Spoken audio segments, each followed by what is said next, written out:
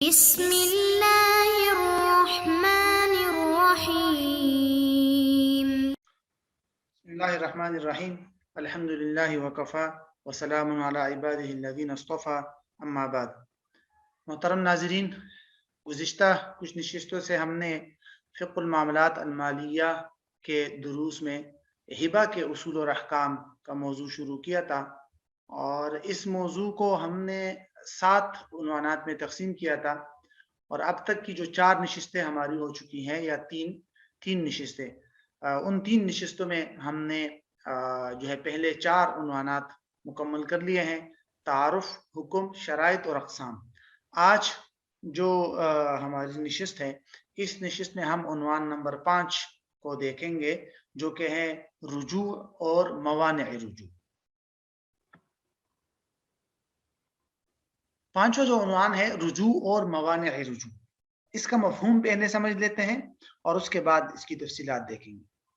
رجوع کا مطلب ہوتا ہے کہ پلٹنا، رجوع کر دینا، یعنی کسی شخص نے کسی کو کوئی چیز گفٹ کی ہے اور وہ واپس جا کے رجوع کر کے اس سے وہ اپنی گفٹ کی ہوئی چیز واپس لے لیتا ہے، اس کو کہتے ہیں ہبہ میں رجوع کر دینا، یعنی اپنی ہبہ کی ہوئی چیز، گفٹ میں دی ہوئی چیز واپس وصول کرنا۔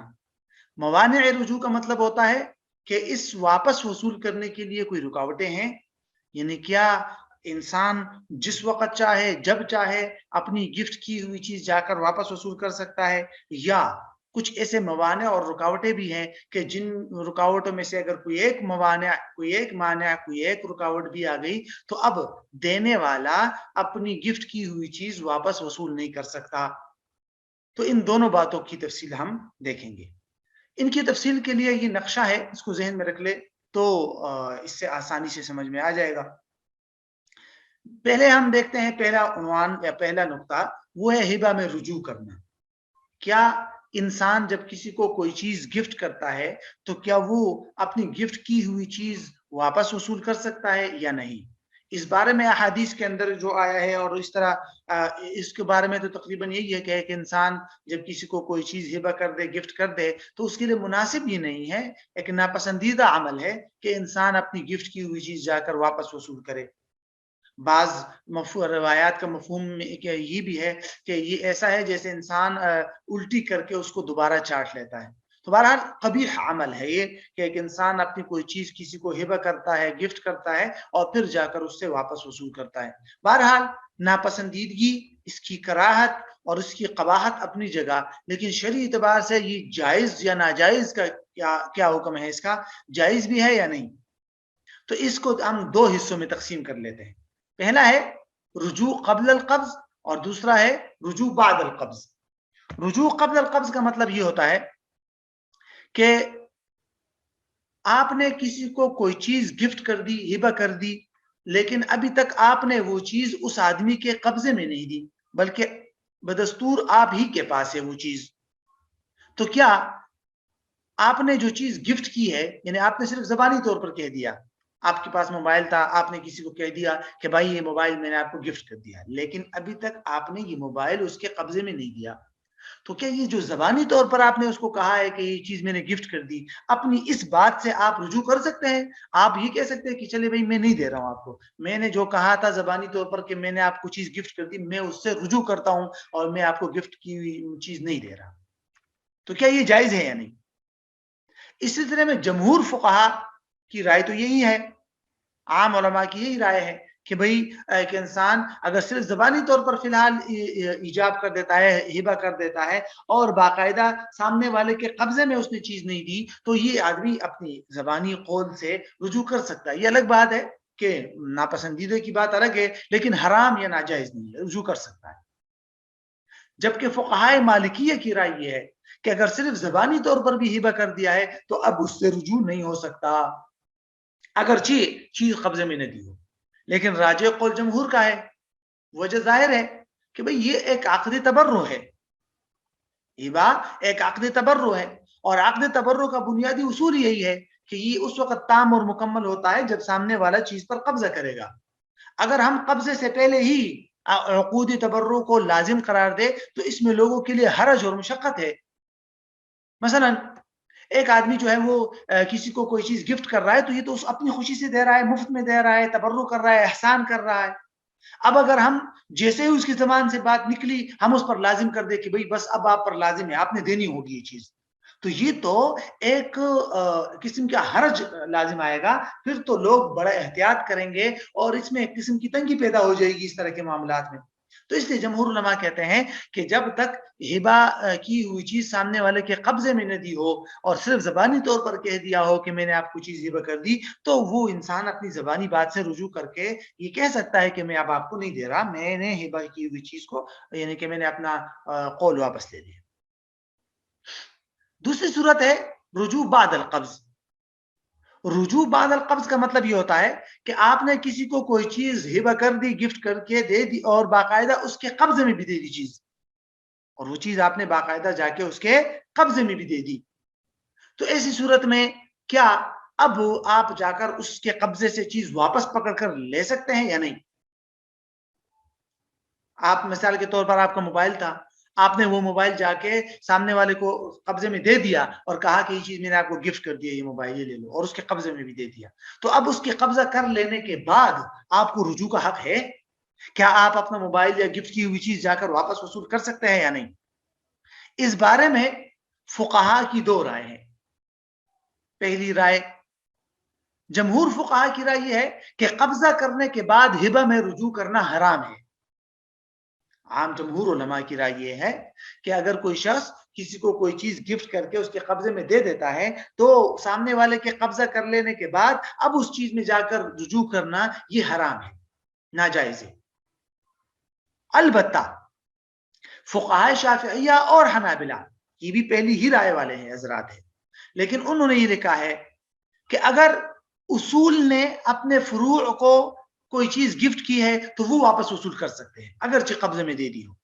اصول کا مطلب والد ہے، دادا ہے، ماں ہے، دادی ہے، نانی ہے، انہوں نے اپنی اولاد فروعات کو دے دیے. مثلا باپ نے بیٹے کو، بیٹی کو، دادا نے پوتے کو یا پوتی کو، نانی نے نواسے نواسی کو، پوتے پوتیوں کو کوئی چیز گفٹ کر دی. تو یہ جو بڑے حضرات ہیں اگر انہوں نے اصول نے اپنی اولاد میں سے کسی کو کوئی چیز گفٹ کی اور ان کے قبضے میں بھی دے دی تو ان کو یہ حق حاصل ہے کہ جا کر ان سے واپس وصول کرے.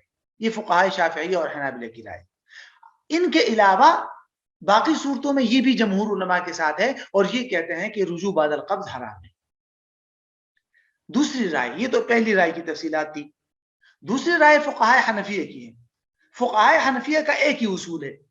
فقہاء حنفیہ کہتے ہیں کہ قبل القبض رجوع ہو یا بعد القبض ہو جائز ہے.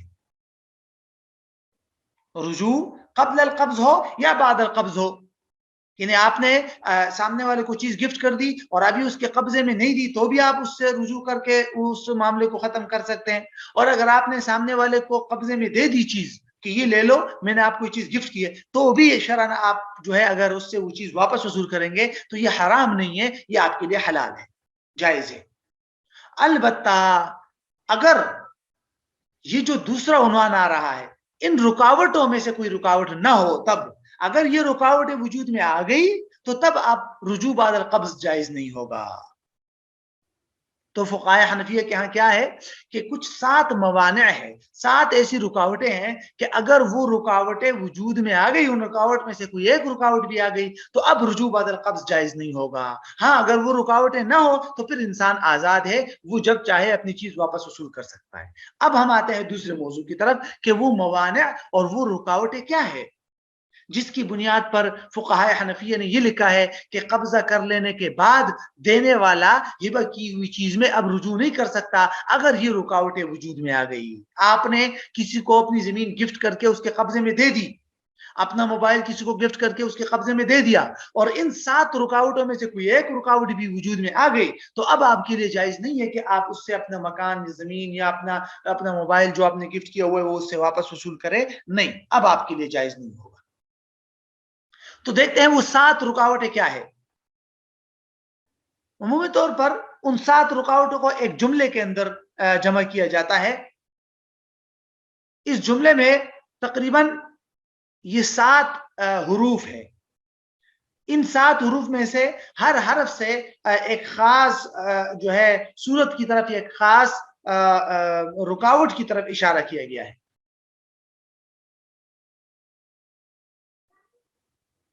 بنیادی طور پر وہ جو 7 حروف ہے وہ یہ ہے: دمع خزقہ، یہ لفظ ہے. اس میں جو دال ہے، دال، اس سے اشارہ ہے اضافہ اور زیادت متصلہ کی طرف.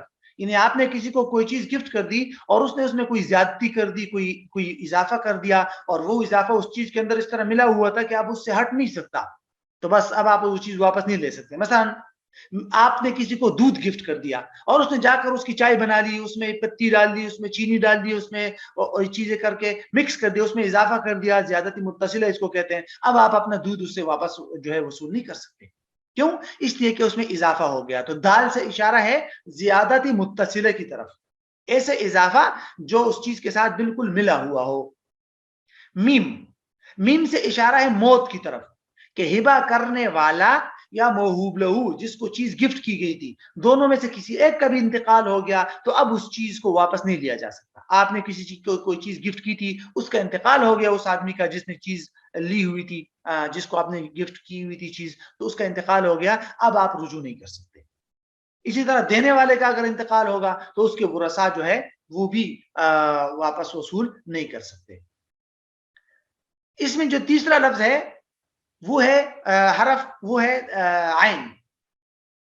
عین سے عوض کی طرف اشارہ ہے کہ اگر انسان اپنی ہبہ کی ہوئی چیز کے بدلے میں باقاعدہ معاوضہ وصول کر لے، عوض وصول کر لے، تو پھر بھی وہ رجوع نہیں کر سکتا، کیونکہ یہ تو بے کے حکم میں ہے، پیچھے ہم نے پڑھ لیا. اور بے میں تو پھر انسان اپنی بیچی ہوئی چیز واپس وصول نہیں کر سکتا زبردستی. چوتھا لفظ ہے خا. خا کا مطلب ہے خروج من الملک، کہ آپ نے کسی کو کوئی چیز گفٹ کر دی اور اس آدمی نے آگے جا کے اپنی ملکیت سے نکال کے آگے بیچ دی کسی کو، یا آگے کسی کو گفٹ کر دیا. اب آپ اس سے رجوع کر کے وہ چیز واپس نہیں لے سکتے. کیوں؟ کیونکہ اس کے پاس ہے ہی نہیں، اس نے تو نکال دی اپنی ملکیت سے. زا،